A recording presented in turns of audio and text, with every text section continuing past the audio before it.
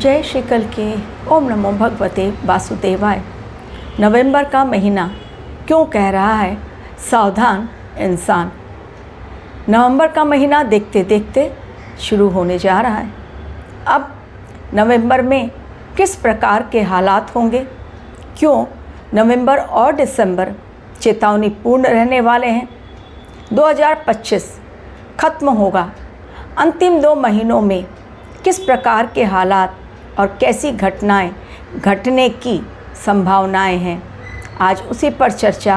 और किन तारीखों को रहना होगा सावधान, क्योंकि ग्रह गोचर किस ओर इशारा कर रहे हैं।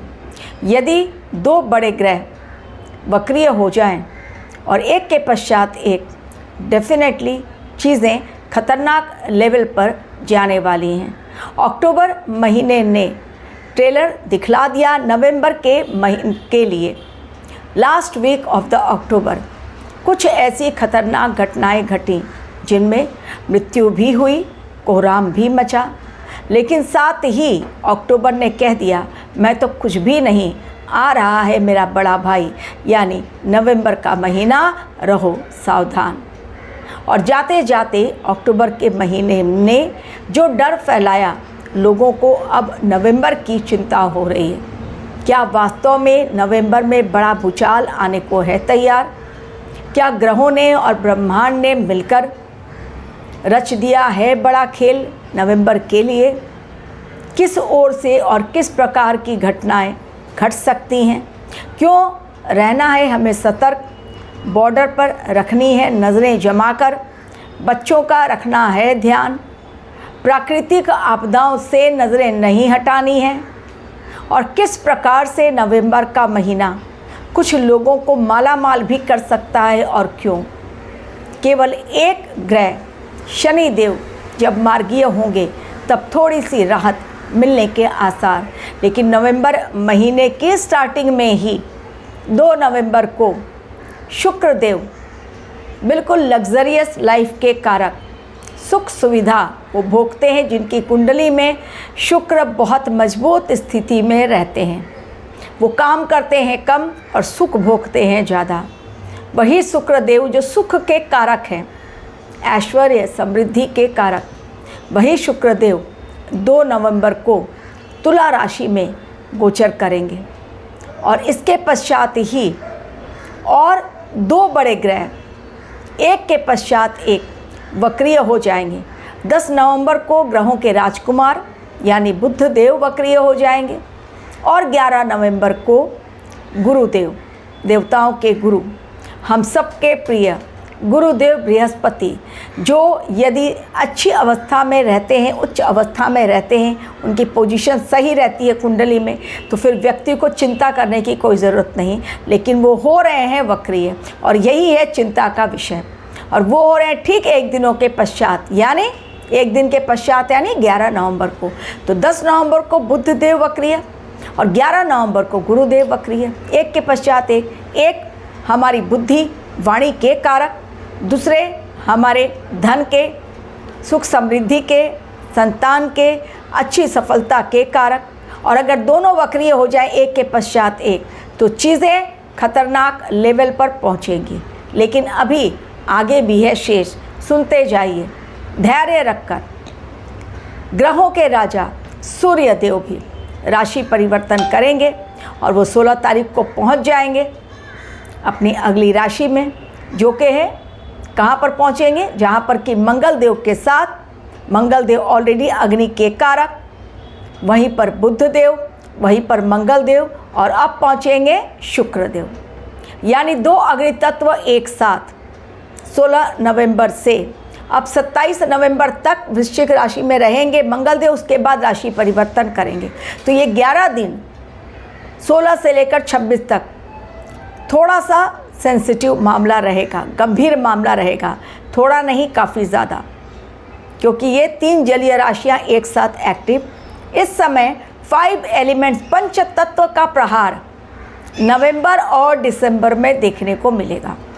नवंबर महीने की बात कर लेती हूँ, दिसंबर जब आएगा तब की बात तब। नवंबर में पंच तत्व का प्रहार एक साथ देखने को मिलेगा। और इसके अलावा जो थोड़ी सी राहत, जैसा मैंने कहा, वो राहत देंगे शनिदेव जब वो मार्गीय होंगे 28 नवंबर को। लेकिन उसके पहले वक्रीय शनि भी हैं, वक्रीय गुरु भी हैं, वक्रीय बुध भी हो जा रहे हैं और सूर्यदेव राशि परिवर्तन करके पहुँचेंगे वृश्चिक में और मंगल के साथ उनकी युति हो जाएगी, और जहाँ पर बुध और मंगल दो शत्रु ग्रह बैठे हैं। अब ये तो हो गई बातें कि नवंबर महीने में किस प्रकार ग्रह बदल रहे हैं चाल।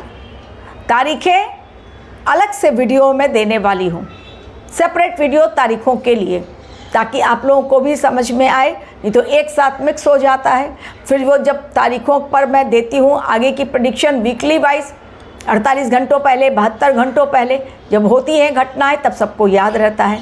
आज के नवंबर के महीने की प्रेडिक्शन घटनाओं के ऊपर अब मैं आती हूँ। जैसा मैंने कहा, बच्चों का रखना है ध्यान, चाहे वो छोटे बच्चे हों या बड़े बच्चे स्टूडेंट्स हों या फिर स्कूल गोइंग स्टूडेंट हो, कॉलेज गोइंग या स्कूल गोइंग हो, या छोटे शिशु हों। लेकिन शिशु, बालक और यंगस्टर्स सभी बच्चों के ऊपर रखनी है पैनी नज़र, क्योंकि इस समय चूँकि बुध देव वक्रीय हो रहे हैं, तो जो स्टूडेंट्स हैं उनका बिल्कुल दिमाग सही तरीके से काम नहीं करेगा। वो किसी न किसी रूप से मानसिक तौर पर बहुत ज़्यादा तकलीफ़ में रहेंगे। इसलिए परिवार वालों की जिम्मेदारी है अपने बच्चों के साथ कम्युनिकेट ज़रूर कीजिए, हर समय हर दिन पैनी निगाह रखिए, किन से मिलना है, कहाँ जा रहे हैं, कब आ रहे हैं, स्कूल में कोई प्रॉब्लम तो नहीं है, उनके चेहरे को देखते रहिए, हमेशा वो खुश है या नहीं, कौन सी बातें आपसे पूछ रहे हैं उसका क्या मतलब निकल सकता है। काफ़ी गहरी बातें मैं आप लोगों को बतला रही हूँ, पता नहीं आप लोगों की कितनी समझ में बातें आ रही हैं, क्योंकि सुसाइडल केस इस समय बढ़ते चले जाएंगे, बढ़ेंगे। लोग सुसाइड करके अपने जीवन से मुक्ति पाना चाहेंगे, क्योंकि पीड़ा सहन नहीं होगी लोगों से। इसके अलावा जैसा मैंने कहा, बॉर्डर पर नज़रें जमाए रखनी है। बॉर्डर पर जो वॉर एक्सरसाइज हमारी शुरू हो गई है वो साधारण नहीं है, और इंडियन ओशन में भी हमारी वॉरशिप और भी अधिक उसकी संख्या बढ़ेगी। तो ये तैयारी आने वाले समय के लिए आभास ऑलरेडी दे रही है कि भारतवर्ष तैयार हो रहा है बड़े युद्ध के लिए। इसके अलावा आपदाओं की बात करती हूँ। सबसे पहले जल के कारण, चूँकि 3 राशियाँ एक साथ जलीय एक्टिव हो गई हैं, इसलिए जल से फिर से एक बार मचेगा कोहराम, भीषण सर्दी इस बार, क्योंकि जल के कारण वर्षा ऋतु में बहुत हालत ख़राब हुई है। तो जितनी अधिक बारिश ने तबाही मचाई, सर्दी भी लोगों की जान लेगा। बहुत अधिक कड़ाके की ठंड पड़ने वाली है, जहाँ पर भी ठंड पड़ती है कड़ाके की ठंड पड़ेगी, बर्फबारी भी बहुत ज़्यादा होगी। लेकिन जल से जुड़ी हुई आपदा क्या अब थम गई? क्योंकि अक्टूबर महीना एंड, तो क्या नवंबर में नहीं होगा जल का तांडव? भूल जाइए, बिल्कुल होगा जल का तांडव। लैंडस्लाइड भी होगी, और इसके साथ ही जल का उपद्रव भी देखने को मिलेगा, जैसे नाव का डूबना, समुद्री जहाज का डूबना। लोग बोटिंग करने के लिए गए हैं, नाव पलटी और ख़त्म हो गए, अचानक से बाढ़ आ गई और लोग बहते हुए चले गए। कोई जा रहा है डुबकी लगाने के लिए, वहीं पर डूब गया। यानी जल से जुड़े हुए प्रॉब्लम होगा ज़रूर। एवं जल को लेकर 2 देशों के बीच भी वाद विवाद बढ़ने वाला है, केवल जल को लेकर ही, तो वाद विवाद बढ़ेगा। तो जल से खतरा बहुत ज़्यादा है। अगला खतरा, नेक्स्ट एलिमेंट जो है वो अग्नि से है। तो अपने बच्चों को जल और अग्नि से बचाएं। अग्नि से भी खतरा अभी बहुत ज़्यादा है, क्योंकि 2 अग्नि तत्व, सूर्यदेव और मंगलदेव की युति 16 नवंबर से लेकर 26-27 को मंगलदेव का राशि परिवर्तन। तो जल और अग्नि दोनों से बहुत ज़्यादा खतरनाक भयंकर ब्लास्ट, जिसमें केवल और केवल जनहानि ही दिखलाई पड़ रही है। जान और माल दोनों का नुकसान भयंकर रूप से। ये तारीखें चेतावनीपूर्ण, ये जो समय रहेगा, सेपरेट वीडियो अलग से एक एक तारीख के बारे में। यात्रा पर रखें ध्यान। जब आप यात्रा पर जा रहे हैं, लंबी दूरी की यात्रा पर, तब आपको सावधानी बरतनी है। जब डेट दूंगी तो आपको समझ में आ जाएगा। लंबी दूरी की यात्रा इस समय मौसम को देखते हुए ही डिसाइड करें। क्योंकि मौसम बिगड़ने वाला है, मौसम का मिजाज फिर गड़बड़ होने वाला है। अभी लग रहा है कि नहीं सब कुछ नॉर्मल हो गया, कहीं पर तो हल्की फुल्की बारिश हो रही है, कहाँ कुछ है, बारिश का मौसम गया, फिर से एक बार बारिश कोहराम मचाने वाला है। बड़े बड़े अजगर निकल रहे हैं। तो अगर इतना लंबा अजगर निकला है, कुछ तो ज़मीन के अंदर से गड़बड़ी की आशंका दिखलाई पड़ रही है। और फिश का निकलना और इतने भारी भरकम अजगर का निकलना बिल्कुल सही संकेत नहीं है। एवं जगन्नाथ मंदिर के ऊपर ऑलरेडी मैंने वीडियो बनाया। तो जैसा मैंने कहा, पंच तत्व प्रहार, अभी एक टर्की में भूकंप आए, उसके पश्चात 2-3 देशों में और हल्के फुल्के भूकंप आए, लेकिन अभी नवंबर में एक बड़ा भूकंप आने वाला है। धरती बहुत भयानक तरीके से कांपेगी, क्योंकि धरती के अंदर मचा हुआ है कोलाहल। टेक्टोनिक प्लेट बिल्कुल आपस में टकराएंगी, घर्षण होगा बहुत तेज। चीज़ें भूकंप के कारण फिर से विनाशकारी दिखलाई पड़ रही हैं। तो 5 एलिमेंट, जैसा मैंने कहा कि साइक्लोन का भी खतरा है, बिल्कुल खतरा है, एयर एलिमेंट एक्टिव होने के कारण। एक साथ आकाश, वायु, अग्नि, जल, पृथ्वी, सारे पंच तत्व प्रहार नवंबर में देखने के लिए तैयार हो जाएं। वायु से और आकाश से क्या प्रॉब्लम हो सकती है? प्लेन क्रैश की घटनाएं, हेलीकॉप्टर क्रैश की घटनाएं फिर से एक बार होंगी, और तुरंत आग का गोला और इंसान जो होगा अंदर खत्म। बड़ी मुश्किल से 1 या 2 की जान बच गई तो अपने को सौभाग्यशाली समझे।